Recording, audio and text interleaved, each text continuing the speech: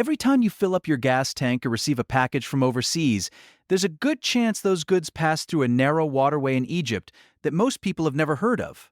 Stand on the banks of the Suez Canal and watch a quarter-mile-long container ship glide past, carrying thousands of containers filled with everything from smartphones to sneakers.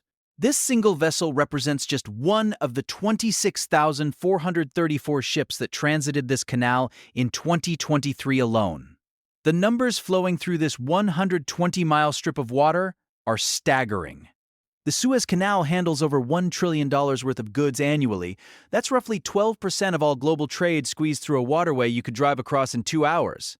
In 2022, canal revenues peaked at $10.25 billion, making it one of Egypt's most valuable assets. But why does virtually all Asia-Europe trade flow through this single 120-mile strip of water? Why not just sail around Africa? The answer lies in simple mathematics that shipping companies calculate every day. A container ship traveling from Shanghai to Rotterdam via the Suez Canal covers roughly 12,000 miles. The same journey around the Cape of Good Hope stretches to 16,000 miles, a difference of 4,000 miles that translates to a full extra week at sea. Those extra days cost money, fuel, crew wages, port fees, and most critically, time. In an industry where a single day's delay can cascade into millions in losses, the Suez Canal doesn't just offer convenience, it offers economic necessity. This geographic advantage has been Egypt's trump card since French engineer Ferdinand de Lesseps broke ground on the canal in 1859. The decade-long construction project, completed in 1869, fundamentally rewired global trade routes. But by 2010, the canal was approaching capacity limits, with ships queuing for hours. Egypt recognized this bottleneck threatened their golden goose. In 2015, they launched an ambitious $8.2 billion expansion project, the largest infrastructure investment in the canal's modern history.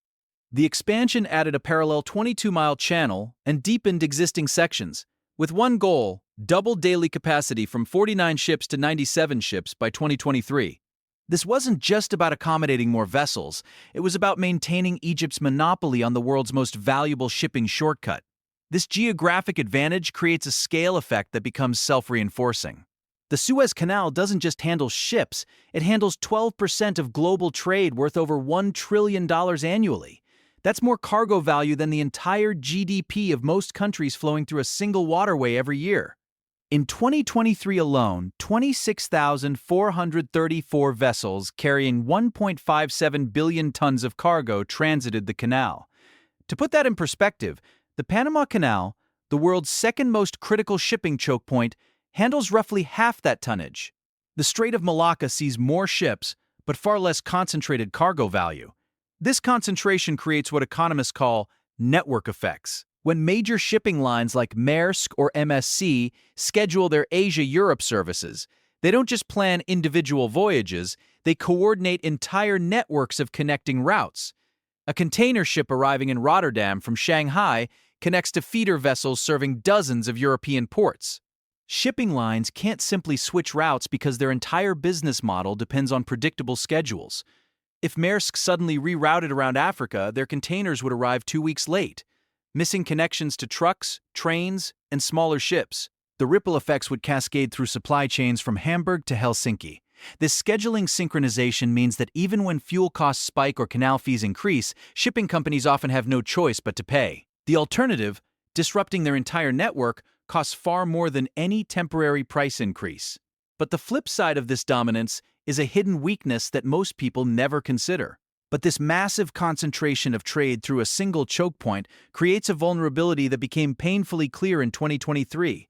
Regional tensions in the Red Sea didn't physically block the Suez Canal. Ships could still transit. Yet canal revenues plummeted 23.4% from $10.25 billion to just $7.2 billion as shipping companies abandoned the route entirely. Most people assume the main risk is physical blockage, like the Ever Given container ship that famously ran aground in 2021. But the real vulnerability lies in something far more subtle: insurance markets. When regional tensions spike, maritime insurance costs for Suez transit can increase 300% overnight, forcing shipping companies to reroute even when the canal remains physically open. The cascading effects ripple through the global economy in ways most consumers never see. When major shipping lines like Maersk reroute around Africa, adding 10 to 14 days to transit times, it's not just about delayed deliveries. European retailers suddenly face inventory shortages just as Asian manufacturers struggle with order cancellations. The hidden insight that most people miss is timing synchronization. Global supply chains operate on razor-thin margins with components arriving just in time for assembly. A German car manufacturer expecting electronic components from Shanghai on Tuesday suddenly faces a 2-week delay. That single disruption cascades through their entire production schedule, affecting thousands of workers and millions in revenue. This isn't theoretical. It happened throughout 2024. European supermarkets reported shortages of Asian-produced goods, while Asian factories reduced production due to uncertain shipping schedules. The irony is striking. A waterway designed to make global trade more efficient becomes the very mechanism that can instantly fragment it. One insurance decision in London can reshape cargo flows worth billions, proving that in our interconnected world, perception of risk matters as much as actual risk. This fragility reveals just how dependent the global economy has become on this single waterway. Yet despite these vulnerabilities, the Suez Canal remains irreplaceable. Stand again on those same banks where we started, watching another quarter-mile container ship glide past, and you witness something remarkable: pure geographic efficiency translated into economic power. No alternative route can match the fundamental mathematics. The 4,000-mile distance savings over the Cape of Good Hope isn't just a number, it's a full week of fuel costs, crew wages, and supply chain timing that no amount of investment can replicate elsewhere. Russia's Northern Sea route remains icebound most of the year.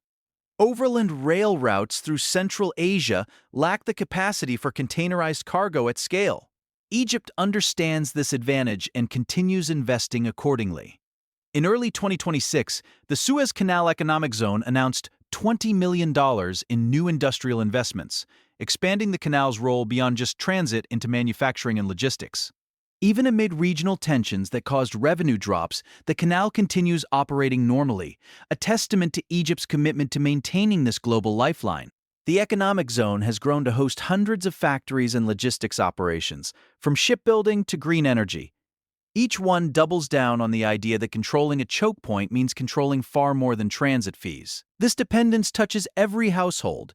Next time a package takes an extra 2 weeks to arrive, or fuel prices spike at your local pump, there's a good chance the ripple started right here, at a 120-mile ditch in the Egyptian desert. The Suez Canal represents something profound about our interconnected world, how geography, engineering, and economics converge to create irreplaceable infrastructure. Every container ship that passes through carries not just cargo, but the pulse of global commerce itself. In an age of digital disruption and supply chain fragmentation, this 150-year-old waterway remains as vital as ever, proof that some advantages are simply impossible to engineer around.